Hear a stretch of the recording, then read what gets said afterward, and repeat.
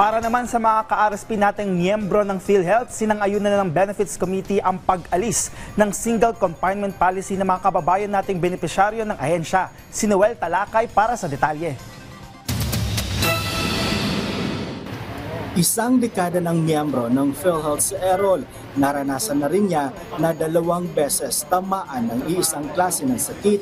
Isa dito ay hindi raw sinagot ng health insurance ng bansa. Dapat kahit anong sakit, cover siya kahit maulit siya. Dapat ganun sana para lahat ng sakit cover. Ang naranasan ni Errol ay ang single confinement policy ng PhilHealth kung saan nakapaloob dito na hindi nasagot ng PhilHealth kung maospital ang kanilang miyembro sa 2 beses sa kaparehong sakit sa loob ng 90 araw. So halimbawa, ikaw po ay na-confine ngayon ng typhoid fever. Tapos po, after 2 weeks, na-confine po kayo for the same illness, typhoid fever. Hindi na po mababayadan yung pangalawang pagkaka-confine for typhoid fever.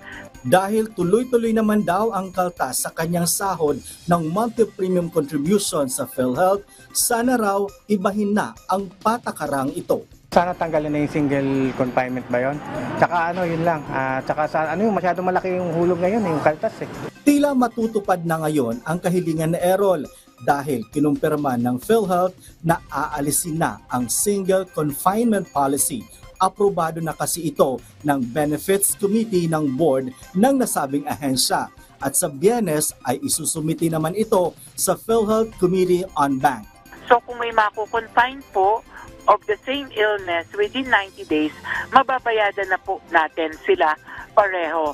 At ito po ay hindi lamang sa mga ilang sakit, kundi sa lahat po ng sakit na kinocover ng PhilHealth. Batay sa pag-aaral ng Department of Health, napag-alaman na noong 2023, mahigit 26,000 claims ang hindi inaprobahan ng PhilHealth dahil sa single confinement policy. Ayon pa sa kalihim ng DOH, panahon na para ayusin ang pulisiya ng PhilHealth para mapagaan ang gastusin ng mga Pinoy sa kanilang kalusugan alinsunod sa Universal Healthcare Act 2019. Samantala, sasagutin na rin ng PhilHealth ang prescription eyeglasses, crutches, walkers at wheelchairs na madalas kailangan ng mga senior citizen at persons with disability. Ito ay bilang tugon sa panawagan din ng kanilang mga miyembro at utos na rin ng Kongreso.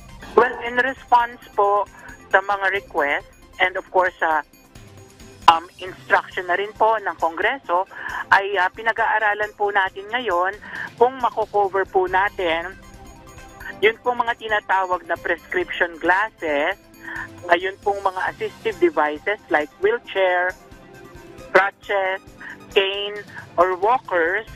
At ito po sa ngayon ay nasa ilalim ng pag-aaral natin, including the financial impact analysis.